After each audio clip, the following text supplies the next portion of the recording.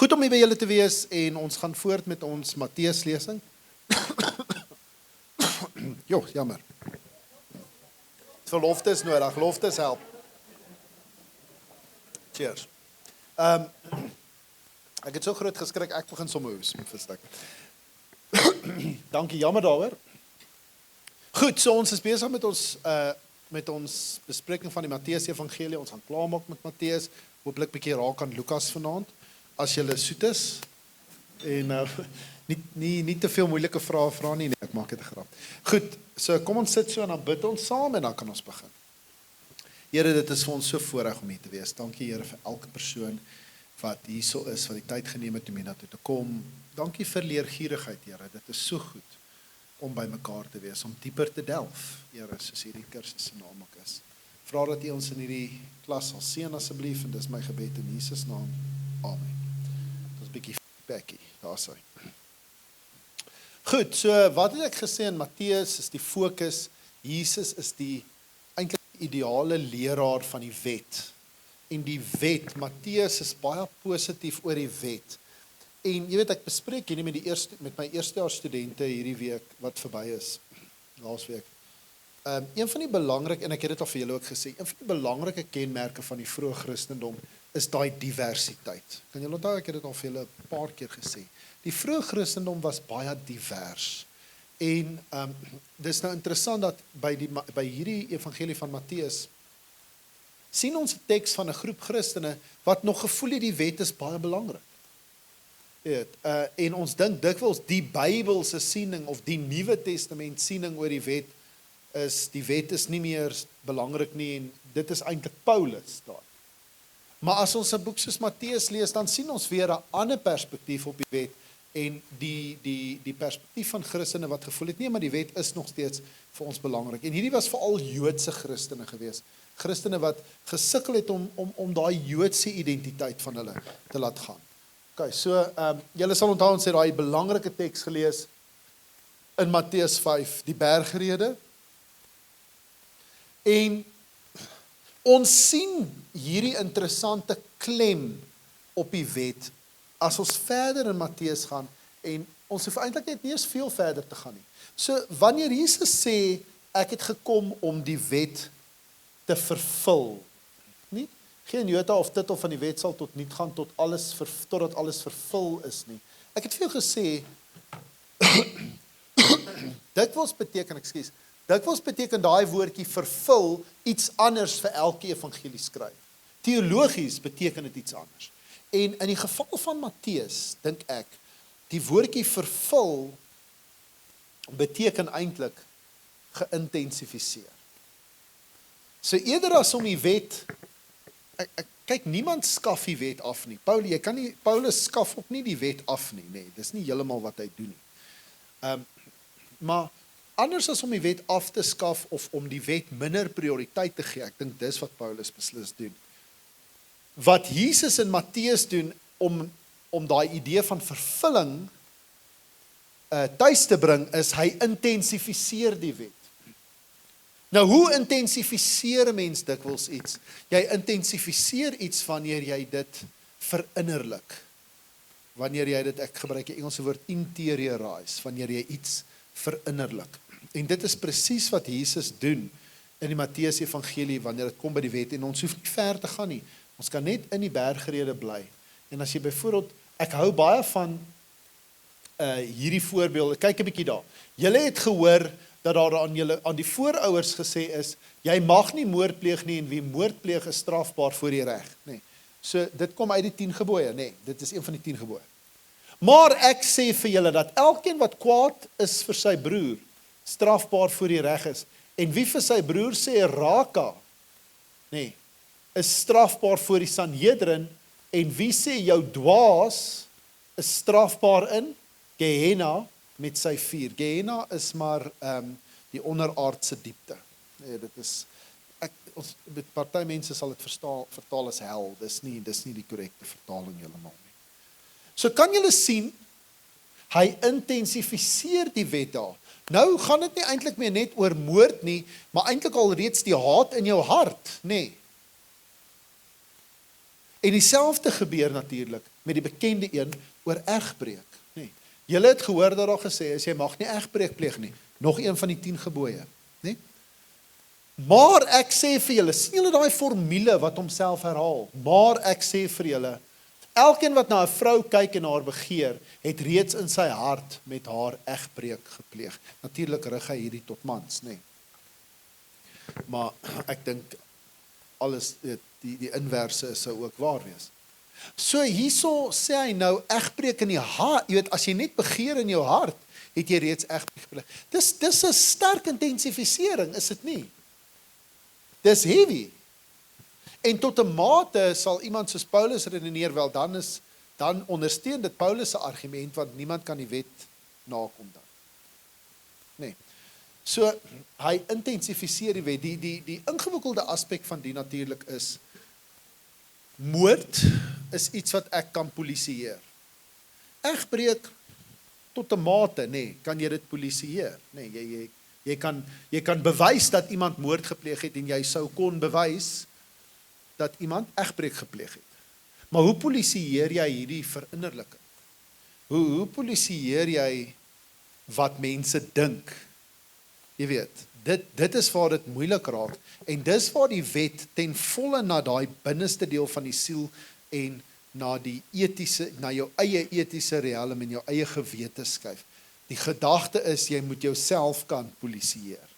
Nee, want dis iets wat jy nie kan polisieer nie, want 'n wet is 'n goeie wet wanneer dit toegepas kan word. Maar tot 'n mate is dit onmoontlik om hierdie wette toe te pas. Dis onmoontlik. Want jy kan nie mense se denke polisieer. So dit skuif die wet na 'n hele ander riekelm, 'n hele ander dimensie toe. En eintlik word die wet iets anders. Waar die wet nou riglyne en stipulasies word dit nou eintlik deur hierdie verinnerliking, deur hierdie intensifisering, word dit 'n lewenswyse. Stem julle saam? En tot 'n mate dink ek, dit is bietjie die filosofie, die Griekse filosofie wat al hierso onderliggend is, alhoewel Matteus nie baie Grieks is nie, en die filosofie en goed is baie meer eksplisiet in Lukas, waar ons op praat, maar dit word nou, die wet is nou 'n lewenswyse. Want dit is maklik om nie te moor nie, korrek? Dis maklik, of party nie elke dag nie. Party dae voel dit nie so maklik nie, maar jy kry dit hopelik reg, daar's mense wat dit nie reg kry.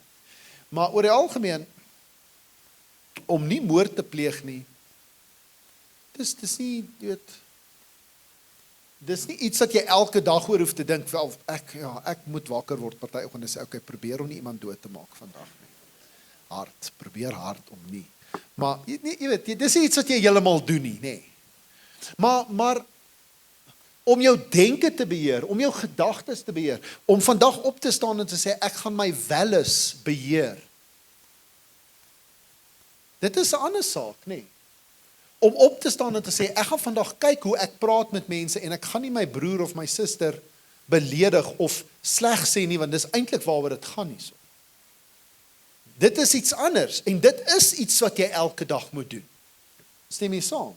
Om wakker te word en te sê, ek gaan 'n goeie gesindheid en goeie woorde met mense praat, want dan vervul ek, woordjie vervul, dan vervul ek eintlik die wet wat sê, jy mag nie moord pleeg nie.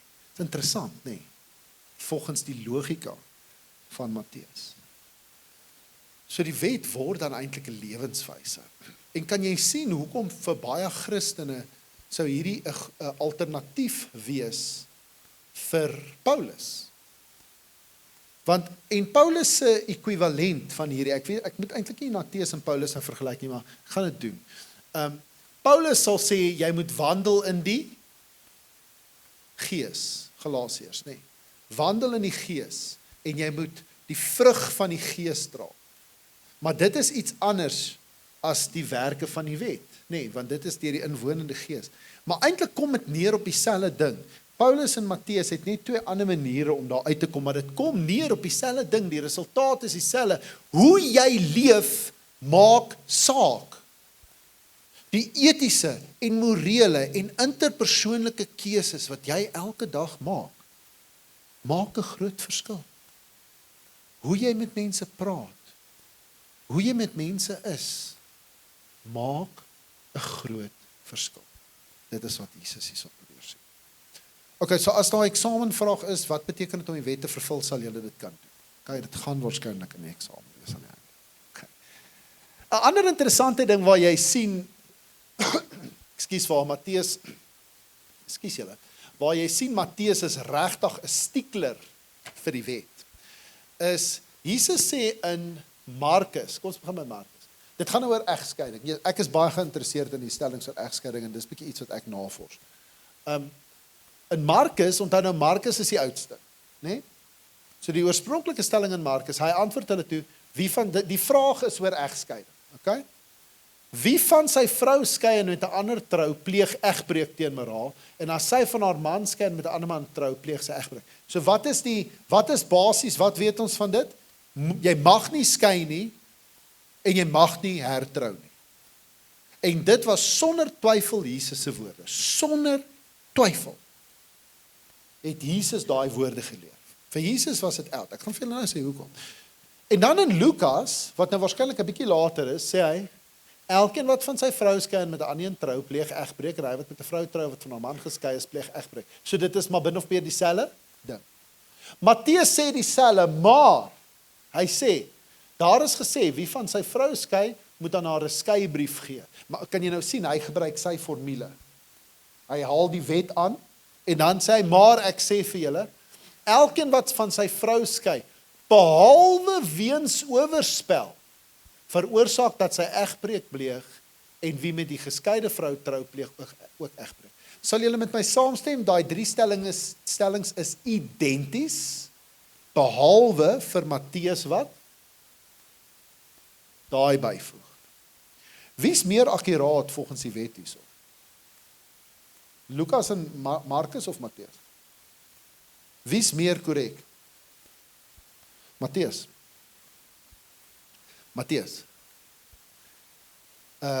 Die wet, ons noem dit mos ken julle die goed? Die is my sleutel, maar nie worry nie. Die Mosaïese vergunning. Ken julle daai ding? Die Mosaïese vergunning. Moses wat eintlik sê, God sê eintlik jy mag nie skei nie. Maar omdat julle harte verhard is, sal hy vir julle sê, okay, oorspel is 'n teenoorgestelde rede vir dit. So die een wat meer akkuraat is volgens die wet is Matteus. Matteus maak 'n punt daarvan om die wet korrek aan te haal. En hy voeg daai klousuletjie, die Mosaïese vergunning, by. Nou die vraag is, wat het Jesus waarskynlik geleer? Wat sê het Jesus gesê? Want sal julle met my saamstem? Dis dieselfde, maar is ook totaal anders. Nee. So Matteus is waarskynlik meer korrek as hy die wet aanhaal.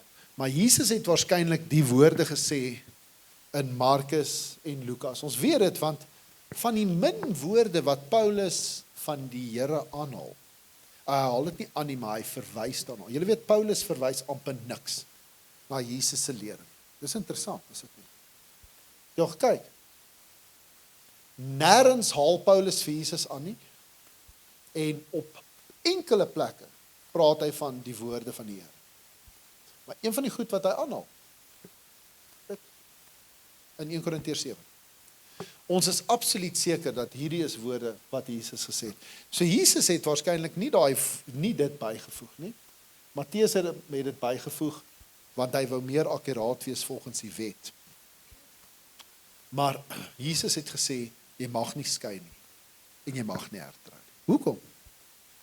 Net 'n interessante side gesprek nie. My opinie, wil julle my opinie weet? Dis bietjie liberaal, hoor. Maar dis reg, dink ek. En jy kan met my stry, jy moet net 'n goeie argument hê. Jesus was anti-familie. Daarmee het hy nie gesê familie is sleg nie, daarmee het hy nie gesê dis 'n sonde nie. En nêrens loop Jesus rond en sê vir mense hulle moet skei. Maar Jesus self was nooit, tot ons kennis, was hy nooit getroud nie. Korrek? Niks kinders gehad nie. Julle weet, dit sou ontsettend vreemd gewees het, in Jesus konteks in die antieke tyd. Dis nie soos vandag met priesters, waar jy priesters byvoorbeeld in kerke kry wat, dis altyd vir interessant, jy weet. In die katholieke kerk mag die priesters nie trou nie, maar weet julle hoe lank was ek ongetroud? Ek het eers op 35 getroud, dis nou 8 jaar terug. En weet julle hoeveel keer moes mense na my toe kom, wanneer trou jy nou? Kyk, as jy my nou op die plek wou die duiwel inmaak, dan moet jy nou na my toe kom en sê, wanneer trou jy? Ja. Hoe moet ek weet? Ja. Ek het dit, as jy my wou irriteer en afsit, onmiddellik, sê net vir daai woorde. Jy weet, dan sit asof ek net veel wil terug sê, hoorie, wanneer gaan jy dood? Wanneer is jou begrafnis? Sê vir my, wanneer is jou begrafnis, dan gaan ek vir jou sê, wanneer is my troue, wanneer is dieselfde ding. Okay, sorry, moet dit nou nie regtig sê, onthou net wat Jesus gesê het, moenie rakas sê nie. Maar dis interessant, vandag is die kerk baie sterk familie gebonde, en ek dink nie dis 'n slegte ding, ek dink dis 'n baie goeie ding. Maar die wortels en die oorspronge van die Christendom as 'n apokaliptiese beweging. Julle weet wat beteken dit as ek sê apokalipties, nie? 'n Beweging wat verwag het, die Here kom vinnig, die eindtye is naby, die aarde gaan verwoes word. Was familie nie sentraal. Jesus en Paulus was nie sentraal oor die familie. Hoekom sal ek by daai gevolgtrekking uitkom, onder andere deur woorde soos die? Jesus was nie ten gunste van familie en beslis nie ten gunste van huwelik.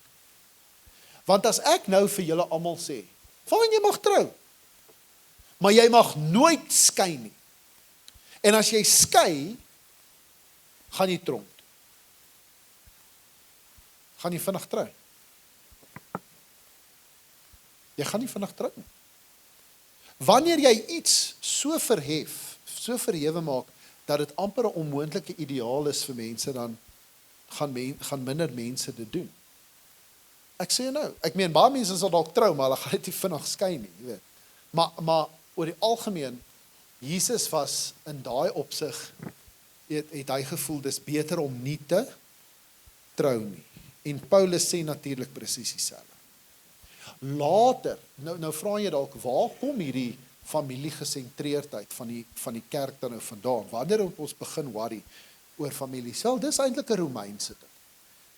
Die Romeine was baie sterk gerig op die huwelik en op 'n monogamiese huwelik.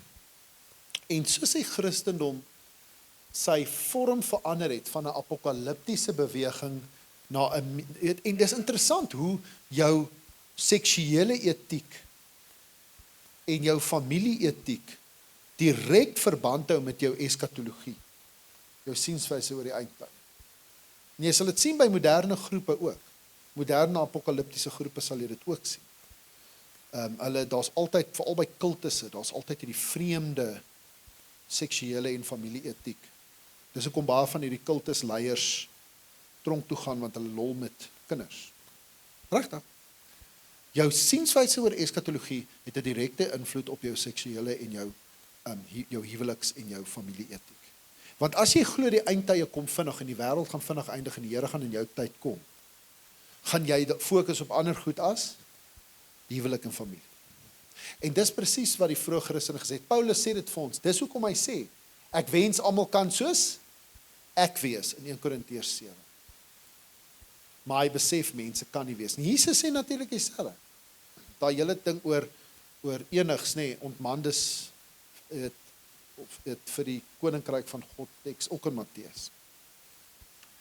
So die Christendom word familiegesentreerd en huweliksgesentreerd nader aan die einde van die eerste eeu, toe hulle agterkom, wel, die disippels en die apostels gaan dood, en dis 'n nuwe generasie van Christene wat kom, en die Here het nog nie gekom nie. En daarom sal jy sien, die latere tekste in die Nuwe Testament, die post-Pauliniese tekste byvoorbeeld, ons noem dit post-Paulinies, boeke soos Efesiërs, Kolossense, Titus 1 en 2 Timoteus, dit dra Paulus se naam, maar is nie deur Paulus geskryf. Dis deur Paulus se volgelinge geskryf. Volgende kursus hier moet dalk 'n Paulus kursus wees. Maar in daai is almal latere tekste. In daai tekste sien ons 'n sterk klem op die familie. Dis hoekom jy daai huishoudelike kodes het in Efesiërs en Kolossense, né? Vrouens, julle moet julle mans lief hê, of onderdanig wees, mans, julle moet lief wees vir julle vrouens, mans, vaders, moenie julle kinders, daai ding, slawe, meesters, al daai goed, né? En dit kom baie terug na daai Romeinse idee van die familie wat belangrik is. En toe die Christendom sy eskatologie verander, ek sien daai antwoord, toe die eskatologie verander van 'n immanente eskatologie na 'n uitgestelde eskatologie, sien ons 'n skuif terug na die gesentreerdheid van die familie. Onthou, ek het vir jou gesê, die vroeë Christendom was divers. So ek sê nie almal het dit gesê nie, maar ons sien daai diversiteit. Was daar 'n vraag daar?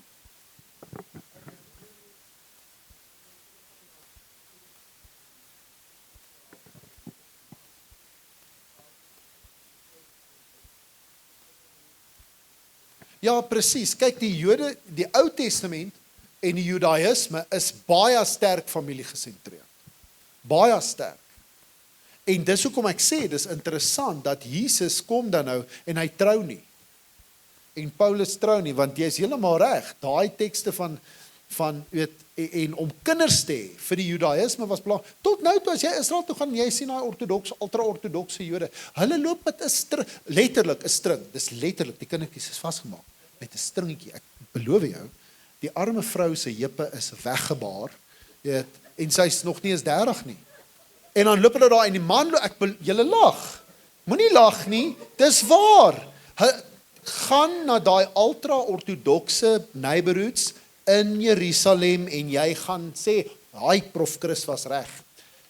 Hulle loop die kindertjies is letterlik vasgemaak met string, want daar's te veel van hulle. Ek sukkel om 1 of 2 by my te hou in Menlyn of wherever. Hulle maak hulle vas. Die man loop voor met sy Bybel en die arme vrou met haar afheupe loop en trek die kinders. Weet jy hoekom? Hulle werk nie. Dis 'n groot politiese ding in Israel. En meeste van die Jode is gaaivol vir die ultra-ortodokses, want hulle werk nie en hulle wil nie weermag toe gaan nie. Dis 'n groot taboe eintlik. Hulle word betaal deur ryk Amerikaanse Jode of organisasies. Hulle is almal op welfare. Kyk bietjie na die goed. Dis nogal, hoorie, as julle nou bietjie disturbing goed nê.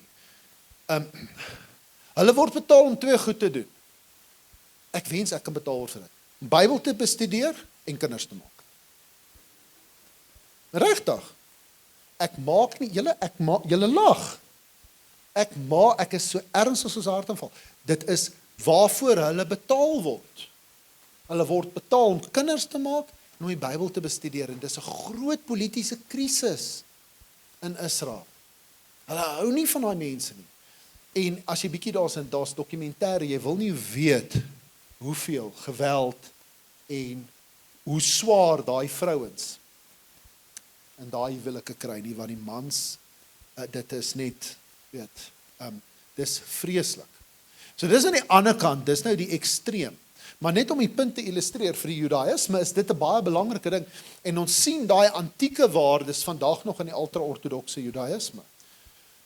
So dis hoekom ek sê, Jesus was baie radikaal geweest, dat hy nie getrou het nie, en dat hy hierdie goed gesê het. Ons is eintlik praat nou te lank oor dit, maar dis interessant. Hallo.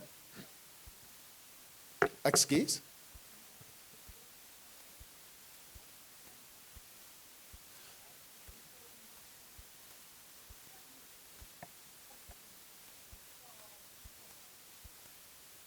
Ja, ek meen, ek verstaan wat jy sê, maar onthou, hulle het hom nie so gesien nie. Vir hulle was hy nog nie seun van God nie, hy moes hulle van dit oortuig. So dit sou vir hulle, nee, ek hoor wat jy sê, dit sou vir hulle, maar dit sou vir hulle baie vreemd gewees het. Daar was natuurlik daai evangeliefragment wat hulle ontdek het, die evangelie van Jesus se vrou. Het julle gehoor van dit?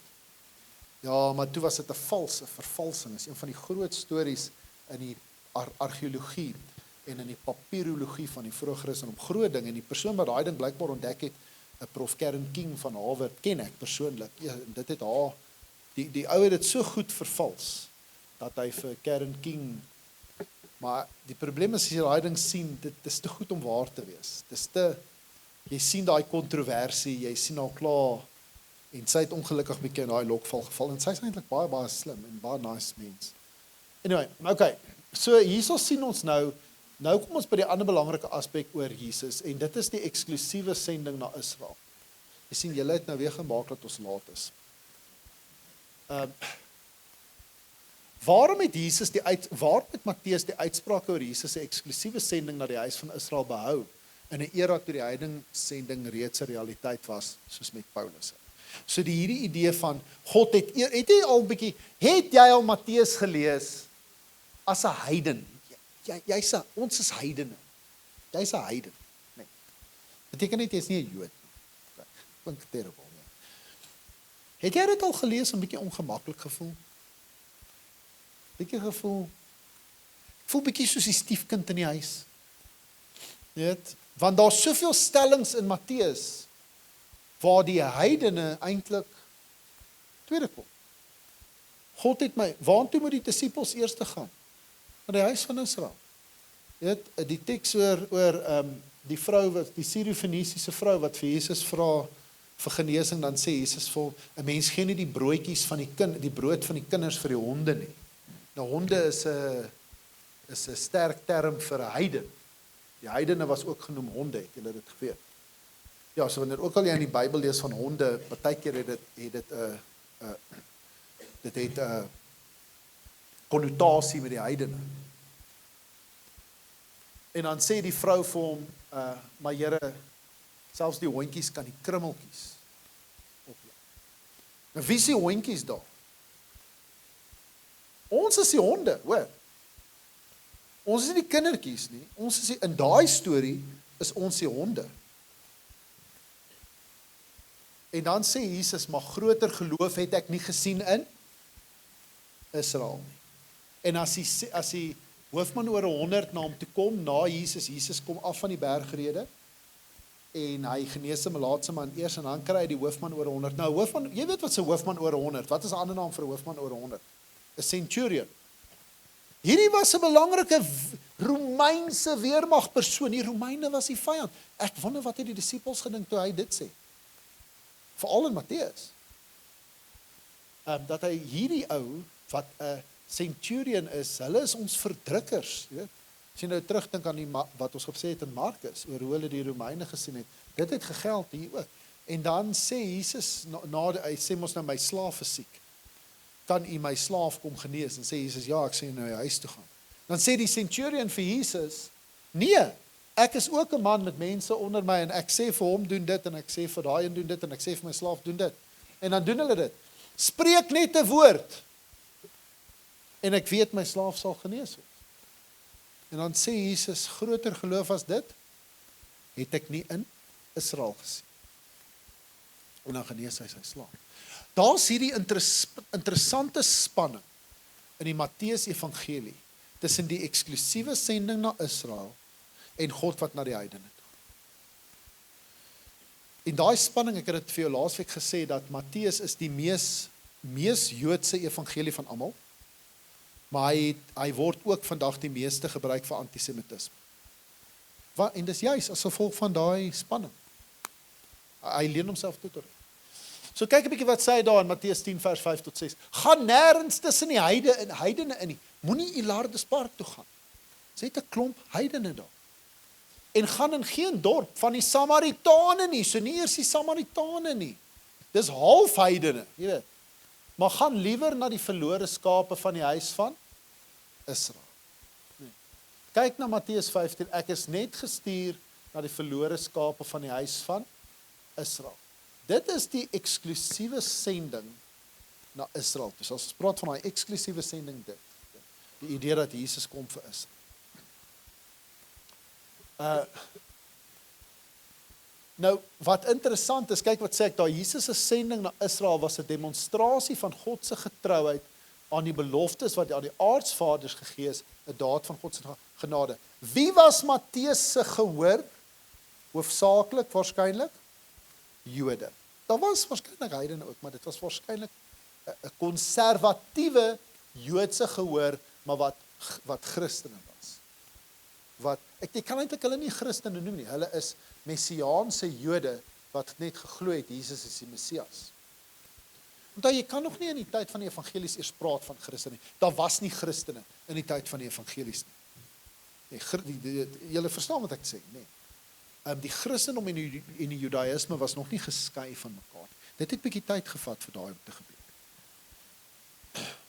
Dit was, so wat moet hy doen? Hy moet probeer, hy kan nie die beloftes wat aan Abraham gegee is en aan die aardsvaders gegee is, hy moet daar begin. En hy moet sê, ek kom eers na Israel. Nee. Maar dit is deel van 'n groter eskatologiese hoop, wat jy selfs in die Ou Testament kry, dat die nasies ook deel sal word van God se mense. Dis 'n idee wat jy in die Ou Testament kry. Dis niks niets nie. Dis nie 'n Nuwe Testamentiese idee nie.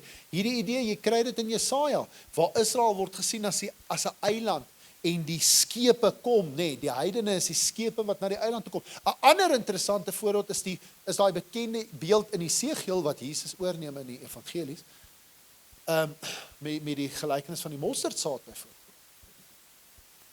Waar Jesus sê, die Esegiel sê, Israel word soos 'n groot seder op 'n heuwel en die heidene is soos die voeltjies wat kom nes maak in sy takke. En dan gaan jy na, hierdie is nou die een wat jy in Lukas ook kry, maar die storie van die mosterdsaad, die gelykenis van die mosterdsaad, ken julle daai een? Julle weet, dis 'n ongelooflike gelykenis daai. Dis 'n Jan en die boontjie gelykenis daai. Sorry, ek dink net ek wil hom gou doen. Wil julle? Sê nie oor die tyd. So, sal dalk nog 'n week moet doen. Jesus sê, wat is die koning, soos wat, dis net om my punt van hierdie te illustreer. Jesus sê, en hierdie is nou die Lukas een wat ek verduidelik, maar hy is in Matteus en in Markus. Jesus sê, soos wat is die koninkryk van God? En waarmee sal ek dit vergelyk? Dit is soos 'n man wat mosterdsaad gevat het en in sy groentetuin geplant het. Ek gebruik 'n baie letterlike vertaling in my kop nou van die Grieks, want die woordjie vir tuin daar veronderstel 'n tipe van 'n klein tuin, dis nie 'n landery nie. 'n mosterdsaad in sy tuin geplant. En dit het gegroei en dit het 'n boom geword. En die voëls van die hemel het nes gemaak aan sy tak. Julle ken daai storie van. Julle weet, dis die een gelykenis van Jesus wat die meeste misgelees en misverstaan. Want dit laat almal dink, en hierdie is 'n preek van my, miskien sal ek hom eendag hier kom preek. Nou kry julle 'n idee van waaroor ek preek ook. Maar, wat is die aard van die koninkryk? Die aard van die koninkryk is, dit gaan nie van klein na groot nie. Dis wat mense altyd sê, dit gaan van klein na groot, en die mosterdsaad is die klein saadjie. 'n mosterdsaad is nie die kleinste saad, by the way. 'n mosterdsaad is 'n saadjie wat lekker is in chicken mayo. Ken julle daai? Jy weet, as jy chicken mayo lekker wil maak, sit mosterdsaad in. Sien, jy kry goeie resepte ook hierso. Nou charge vir daai. En sien die grootste saad nie. Maar almal dink as hulle daai gelykenis lees, dan dink hulle dat die koninkryk van God is iets wat gaan van klein na groot, want ons hou van dit. Ons hou van die idee van groei, ons hou van dinge wat groot word, want ons is kapitaliste. Maar dis glad nie wat die gelykenis beteken nie. Die koninkryk van God is nie iets wat gaan van klein na groot nie, want hier's 'n vlieg of 'n magie gesê. Wanneer jy 'n mosterdsaad plant, wat kom op? 'n struik, 'n bos wat tot hier kom. Dis hoekom die ou dit in sy groentetuin geplant het. Want dis 'n kraai, dis 'n spesery. 'n boom kan nie van 'n mosterdsaad of, dis soos ek, en onthou die mense met wie Jesus gepraat het, was die Amharits. Dit was die mense van die land. Amharits in Hebreëus beteken die mense van die land, eintlik mense van die grond. Dit was boere, dit was mense wat geweet het wat aangaan as dit kom by dinge oor plante en daai goed. Dis kom Jesus se gelykenisse is baie landelik, dis baie rural, dis baie plattelands. Dis soos ek wat sê, 'n man het 'n sonneblomsaad gevat en in sy tuin geplant en dit het gegroei en dit het 'n boom geword. Dis presies wat die gelykenis is. Jy sal maar skrik. Die koninkryk van God is nie iets wat gaan van klein na groot nie. Dis iets wat gaan van onmerkwaardig na onmoontlik. En dis hoe God se koninkryk in jou lewe werk. God se koninkryk moet onmoontlik lyk vir jou. God se planne in jou lewe moet onmoontlik lyk vir jou. Jy moet daarna luister en daarna kyk en dan moet jy bang raak en dan moet jy skrik. As God se plan jou nie skrik maak nie, dan snap jy dit dalk nie. As iemand vir my moes sê waar ek nou staan vir julle mense leer. Weet julle hoe bang was ek vir kerke, veral NG Kerke? Ek was baie bang vir die kerk. Die kerk was 'n plek wat ek nie heen wou gaan nie. Regtig, julle, ek het nie van die kerk gehou nie. Veral nie van die NG Kerk nie. Want ek het nooit welkom gevoel nie. Maar dit niks teen die kerk nie, dit was my issues geweest. Maar as jy vir my daai tyd moes sê, God gaan my gebruik waar ek nou is en ek is 'n departementshoof by Tikkies, by Nuwe Testament en ek leer mense in verskeie kerke, Katolieke kerk, NG Kerk, Pinksterkerk, dan sê ek, wat rook jy? Want ek wil ook hê. Ek sou dit nooit geglo het nie. Nooit. Ek sou dit nooit kon doen uit my eie. En hierdie waar ek hier staan en vir julle leer, ek sou dit nooit uit my eie kon doen. Nooit in my lewe nie. Nooit. Dis 'n absolute wonderwerk dat ek hier voor julle staan. As julle weet waar ek vandaan kom, waar ek dit is 'n wonderwerk. Dis onmoontlik, maar ek is 'n boom. Wat van 'n mosterdsaad? Jy was 'n mosterdsaad. Jy moet 'n boom word. Dit is wat God se plan is vir jou. Dis sy plan vir jou. Maak nie saak hoe oud jy is nie. Maak nie saak maak nie saak waar jy vandaan kom nie, die nonsens wat jy aangejaag het nie. Maak nie saak nie. Dis die mosterdsaad. God se droom vir jou is om 'n boom te word. Dis mooi, nee. Is jy al 'n boom? Ja, 'n boom kry wind. Maar ek wil 'n boom wees, ek wil nie 'n bos wees nie. En dit is eintlik die groot boodskap daar, nee. So 'n nice preek, nee. Kan ek hom kom preek hier? Dan sal ek hom bietjie met gevoel preek soos apostolie. Sal kole gooi. Hierdie was nou die plek waar jy kole gooi. Ken julle daai ding? In die AGS praat ons van, as jy nou so preek en jy begin lekker te gaan, as hy gooi bietjie kole. Maar dis waar. En tot 'n groot mate is dit waarmee hulle worstel hier. Hulle sien nog nie die boom nie. En die boom wat, en jy weet, dis interessant, nee, ek kan hierdie preek uitbrei, ek voel dit doen. Ek voel gelei om dit te doen. Weet jy, dit is iets wat gaan van onmerkwaardig. Wie van julle het al onmerkwaardig gevoel? Ek. Onmerkwaardig, insignificant, klein, niemand luister na my nie. Hoeveel mense het al vir jou gesê, jy gaan niks bereik nie? Almal wat vir jou sleg gesê. Dis daai mosterdsaad. Dis die wêreld van die mosterdsaad. Gaan niks word, jy gaan net 'n bos word.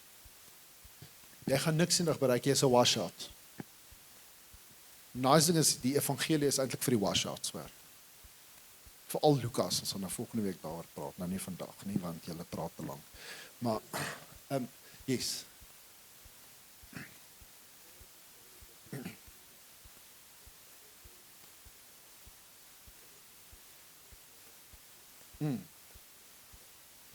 Ja, dis 'n feit. Dis 'n feit.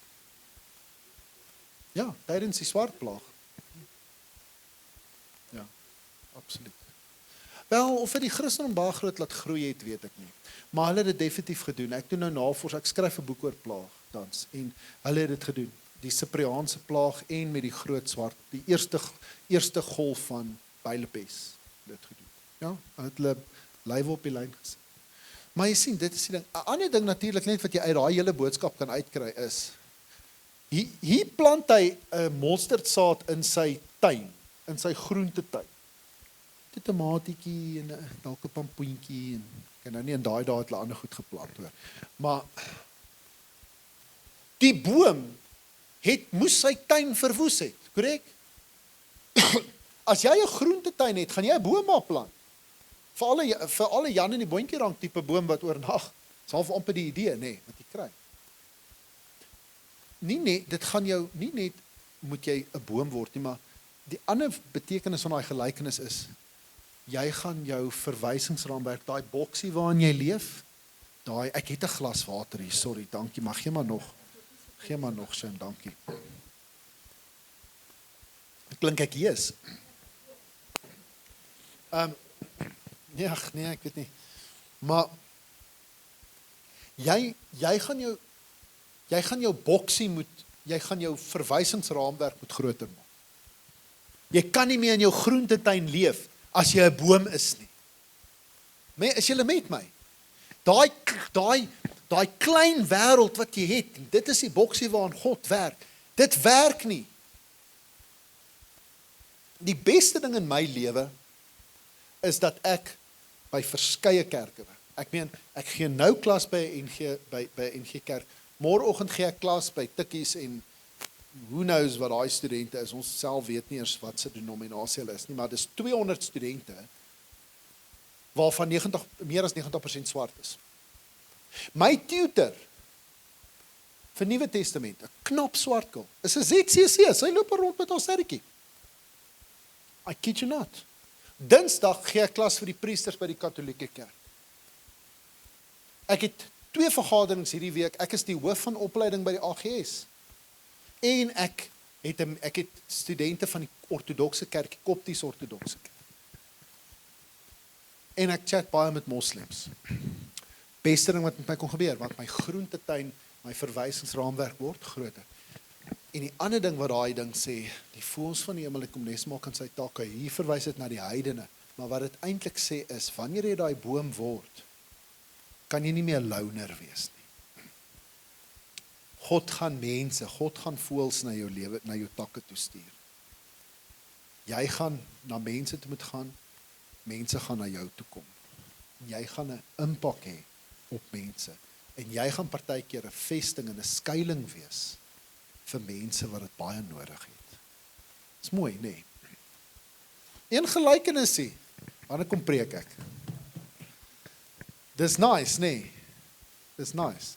En dis presies wat hulle nie kon verstaan het nie. Jy weet, hulle is nog nie daar nie, en dit is die hele ding van hierdie idee oor die eksklusiewe sending. Verder 'n interessante ding, Jesus se woorde aan Petrus. Ek sê vir jou, jy is Petrus, en op hierdie rots, julle weet Petros beteken rots. So letterlik in die Grieks, jy is Petros, en op hierdie Petros, so beter kan ek dit in Engels doen. Jy is Rocky. Now you are Rocky, and on this rock I will build my church. Want julle weet Petrus, 'n beter vertaling van Petrus is in Engels is Rocky. Nee. Weet of Petrus geboks het nie, maar ja. By the way, Matteus is ook die evangelie wat die mees kerkerigste is. Die woord kerk kom meer voor in Matteus as in enige ander evangelie. En baie mense sê dis anachronisties. Jesus sou nooit praat van die kerk nie, want hy het dalk nie gedink om die kerk te stig. Maar vir Matteus sit hulle daai woord. Matteus, dis belangrik dat Jesus praat oor die kerk. En Petrus is die Joodse Christelike sending. Nee, Petrus word geassosieer met die Jode. Paulus is die ou wat na die heidene toe gegaan het. Nee, so ons sien weer dat die fundament moet eintlik die Judaïsme wees. Maar dan, jy weet, gaan dit verder. Want daar is ook 'n mislukking. So wat Matteus moet sê is, die sending het eers na julle toe gegaan. En van die Jode het dit aanvaar. Maar van die Jode het dit ook geweier. En dan is die logiese roete dat dit gaan na die heidene toe. En dit is nie 'n afwyking van die wet en die profete en die Ou Testament. Dis deel daarvan, nê. Matteus, check 'n bietjie hierso Matteus 11. Toe het Jesus begin om die stede waarin die meeste van sy kragtige dade plaasgevind het, te verwyd, omdat hulle nie bekeer nie. Wee jou Chorazin, wee jou Betsaida, dis 2 groot Joodse stede. Want as die kragtige dade wat in julle plaasgevind het, in Tyrus en in Sidon, weet julle wat se mense kom van Tyrus en Sidon af? Weet julle? Die Filistyne. Dis ou Filistynse stede. As dit in Tyrus en Sidon, sou hulle lankal in sak en as gesit het en hulle bekeer het. Dis heavy woorde. Hierdie een is nog erger, dit raak erger. Jy kry hierdie klimatiese opbou. In Matteus is goed met dit, hy intensifiseer dit, hy is baie goed met dit. Maar ek sê vir julle, terwille van Tyrus en Sidon, sal dit op die oordeelsdag draagliker wees as vir julle. En jy, Kapernaum is Jesus se basis. Julle weet nie, Kapernaum was Jesus se basis. Meer Joods as Kapernaum kry jy nie. Sal jy tot die hemel toe verhoog word? Nee, jy sal na Hades, Sheol, die doodryk, die graf afdaal. En kyk nou hierso, want as in Sodom die kragtige dade plaasgevind het wat in jou plaasgevind het, sou dit bly staan en tot vandag toe. Maar ek sê vir julle, dit sal vir die gebied van Sodom op die oordeelsdag draagliker wees as vir julle. Dit is baie sterk en intense retoriek, stem julle saam. 'n baie sterk klag teen die groot Joodse dorpe insteek. So daar is 'n draaipunt. Die sending is vir Israel eers. Maar die oomblik wat hulle Christus nie aanvaar nie, dan sien ons die heidene word ingebring. En dit is die boodskap wat Matteus gee aan sy Joodse gehoor. En dan sal hulle natuurlik vra, maar okay, so is die heidene dan 'n plan B? Is ons God se plan B? Want plan A met die Jode het nie gewerk nie. Matteus sal vir jou sê, nee. Dit was nie 'n goddelike plan B, in geval dat Israel vir Christus sou verwerp nie. En daarom is Abraham so, ek het vir jou gesê, so 'n belangrike figuur. Abraham was 'n heiden.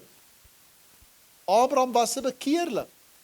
Ons sien die vroue wat in Jesus se geslagsregister genoem word, hulle word nie in die ander genoem nie. Het jy dit al agtergekom? Baie belangrik om daai goed raak te sien in die geslagsregisters.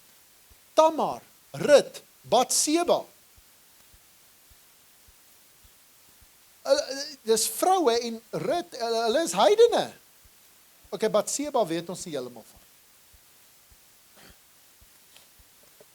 Maar Rut, wat was Rut? 'n Moabiet. Ja. En sy word ingebring. Nee, hulle word ingesluit. Jy sien dit veral in Matteus se kindheidsnarratiewe. Aangesien die heidene eerste is wat die Messias groet. Kan julle onthou ek het dit vir julle gesê? Wie kom groet Jesus eerste? Nie die skrifgeleerdes en die fariseërs en die Sanhedrin nie. Die Perseërs, die magie, die sterrekykers, waarskynlik van Persië, hulle kom. Herodes, wat veronderstel is om die koning van die Jode te wees, wat eintlik 'n Edomiet is, 'n Idumeer, wat 'n Edomiet is, het jy dit geweet, Herodes? Hy was nie 'n pureblood Jood nie, hy was 'n Idumeer. Die Idumeers was eintlik die nakomelinge van die Edomiete. Die Edomiete het 'n baie bad rap in die Ou Testament, nee.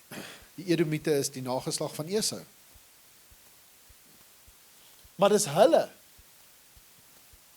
Maar Herodes en Jerusalem weerstaan vir Jesus. En dan ek het vir julle gepraat oor, jy weet, die geloof van die daar sê byvoorbeeld die geloof van die Kanaanitiese vrou ook. Jy het hierdie geloof van die heidene wat die hele tyd opkom in Matteus, die hele tyd, selfs aan die begin na die berg. En natuurlik Matteus 28 vers 19 tot 20 gaan verkondig die evangelie oral. Nee, die groot sending van Jesus. So op daai manier word die heidene weer ingebring. En wat die rol dan van die wet is die wet kan eintlik net, want wat is die rol van die wet nou in die kerk? Die wet kan eintlik net sy vervulling kry in die Christelike lewe. En eintlik is die Christelike lewenswandel wat Jesus alreeds uitgesit het in die bergrede in Matteus 5 tot Matteus 7, dis eintlik die ware uitdrukking van die wet. Nie hierdie ander Joodse gebruike, maar die wet as 'n leefstyl wat verinnerlik word, dit is dan eintlik wat dit beteken. En eintlik is daar dan nie 'n afwyking van die wet nie, maar eintlik 'n vervulling van die wet. Bietjie 'n ander klem as wat ons by Paulus kry. Is julle almal nog met my? So jy kan sien as ek sê Jesus, so ek het vir jou gesê in hierdie klas, Jesus is 'n leraar van die wet, groter as Moses. Maar nou is die eksamenvraag, wat leer hy van die wet? Is hy 'n leraar van die wet soos Moses? Nee, groter as Moses. Wat beteken dit? Weet, groter, beter as Moses. Wat beteken dit? Hy gee die ware interpretasie van die wet, en dit is waar die wet 'n lewenswandel word. Dis eintlik die boodskap. Sorry, ek raak 'n bietjie energie nou.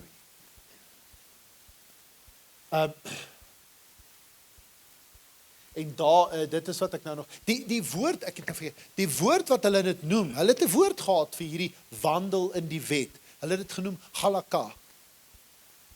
En dis 'n fariseëse konsep, halakha. Jy kry dit by Paulus ook, hierdie wandel in die gees, dis halakha. So dit is hierdie idee dat jy die wet vat en jy maak dit 'n lewenswyse. Dis nogal iets wat ons vandag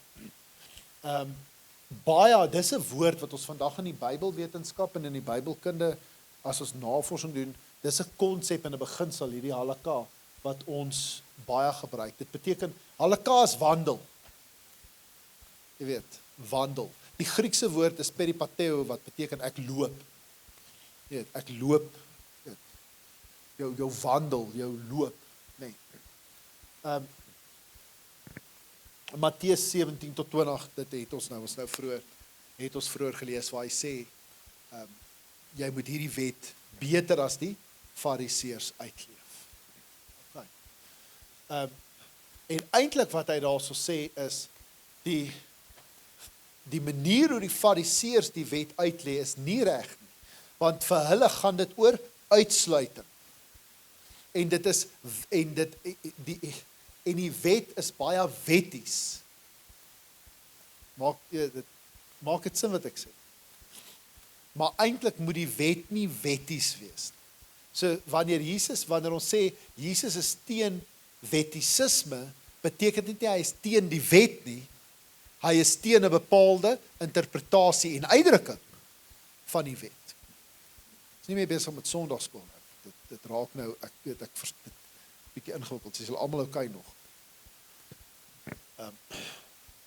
En dit gaan nie om, en jy kan nie meer heiligheid en reinheid as 'n verskoning gebruik om mense uit te sluit nie, want een element van die wet is, dit is inklusief. Dit wil mense en heidene insluit. Dit is 'n baie belangrike. En van die groot waardes van die kerk, glo ek, moet inklusiwiteit wees. Inklusiwiteit. Maak nie saak wie by daai deur inkom nie. Ons aanvaar mense want hulle is in God se beeld gemaak. Maak nie saak wie hulle is nie. Maak nie saak hoe hulle lyk nie. Maak nie saak hoe hulle aantrek nie, maak nie saak wat hulle hulle velkleur nie, maak nie saak van hulle kleredrag nie. Maak nie saak of hulle anders lyk as ek en jy nie. Maak nie saak wat hulle seksuele oriëntasie is nie, eina. Dis tussen mense en God. Los dit. Maak nie saak of hulle 'n washout is nie. Want ons almal was 'n mosterdsaad, julle. Maak nie saak of hulle tattoos het nie. Weet julle hoe baie tattoos het ek? Julle sien hulle net nie. My arms is vol, my bors is vol. Alles godsdienstig, niks weird, nie worry nie, maar ek kom maar hiernatoe met lang mou hemde, want ek wil julle nie ontstel nie.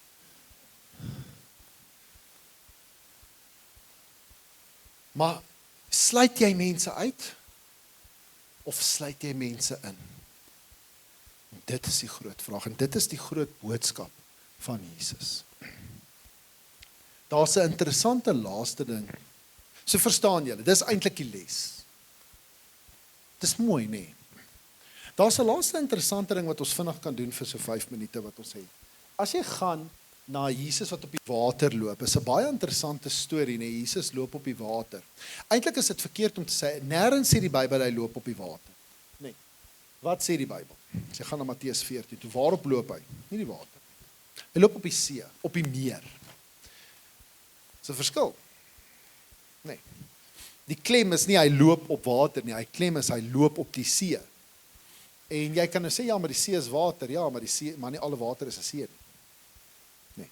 Die see en die meer was gesien as iets anders, is 'n plek van onheil, dis die graf. En dis 'n baie interessante storie waar Jesus op die water loop, op die see loop. In Matteus 22, hy vertel hom baie anders as Markus.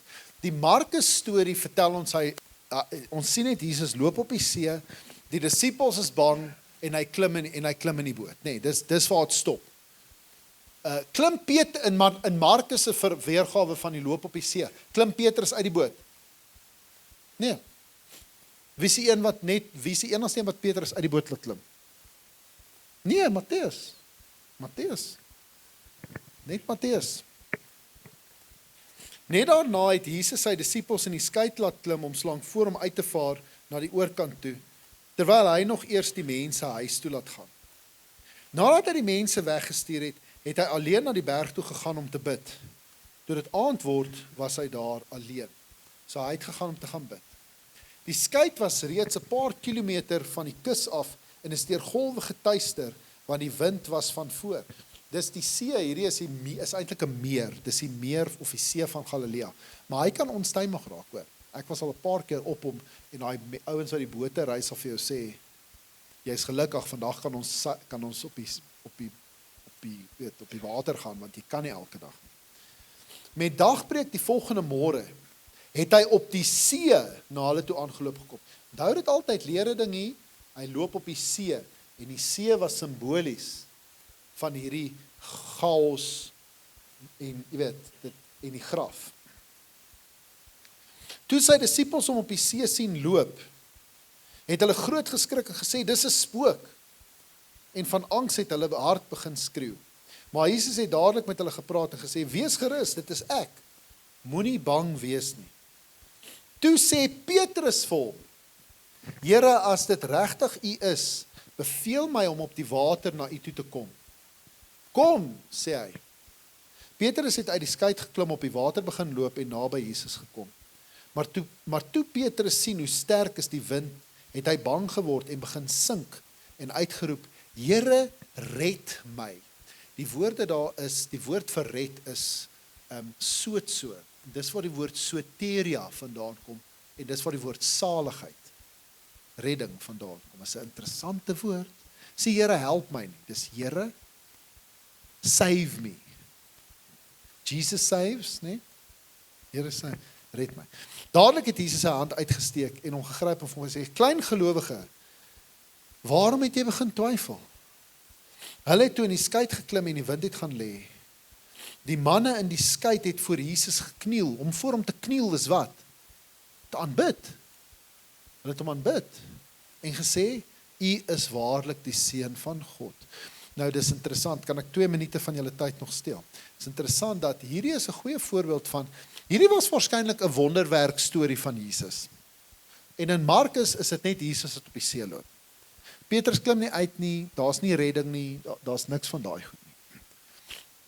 Ek het vir julle nou nog gesê, Matteus is die mees kerkerigste van al die evangelies. Hierdie Duitse Nuwe Testamentikus het dekades terug, Günter Bornkamp het 'n baie interessante artikel geskryf. En ek dink hy's reg. Hy het 'n ding geskryf waar hy sê hierdie is 'n voorbeeld van 'n wonderwerk storie van Jesus wat 'n gelykenis word vir die kerk. En wat hy sê is eintlik wat jy hier moet sien in Matteus is dis eintlik 'n gelykenis vir die kerk. Petrus is die kerk. Stem jy saam in Matteus? Jy is Petrus en op hierdie rots sal ek my kerk bou. Petrus is eintlik die personifikasie van die kerk. Die see waarop Jesus loop word simbolies van die vervolging en die wêreld en die teenspoed, die golwe, die wind was van voor, die golwe was sterk. Dit praat van verdrukking, nee. Dit praat van die verdrukking wat die kerk beleef. En Petrus was dan sê, Here, as dit U is, laat my uitkom, laat my ook op die see loop. En Petrus loop ook op die see. Hy is ook nou op die see, hy klim uit die skei, uit die plek van veiligheid, en hy's nou in hierdie woedige see, in hierdie omgewing van vervolging en swaar kry. Maar wanneer begin hy sink? Wanneer hy twyfel, wanneer hy 'n klein gelowige is. En dan sê hy, Here, so, red my. En dan red Christus hom. En dis 'n boodskap wat en ek dink is reg dat hierdie is eintlik 'n gelykenis van die kerk. Jesus wat die kerk red uit sy moeilike omstandighede, maar waar hy sê, jy moet geloof hê, dan sal die golwe en die swaar kry van die wêreld gaan jou nie oorheers, dit gaan jou nie oorrompel nie. So, dis net 'n interessante ekstra noot van Matteus. Das hy, vrae, opmerkings, klagtes, uitbarstings, yes. Ek gaan nie my tattoos vir julle wys nie, vergeet, so moenie dit vra nie.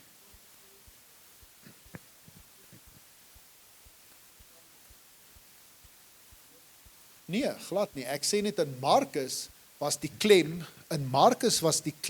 Jesus doen 'n wonderwerk. En wat is die wonderwerk? Hy loop op die see, en daar gaan jy amper sê, hy loop op die water. Eintlik. Want wat wil dit wys in Markus? Wat is die boodskap in Markus? Jesus het beheer oor die natuurmagte. So dis 'n wonderwerk storie.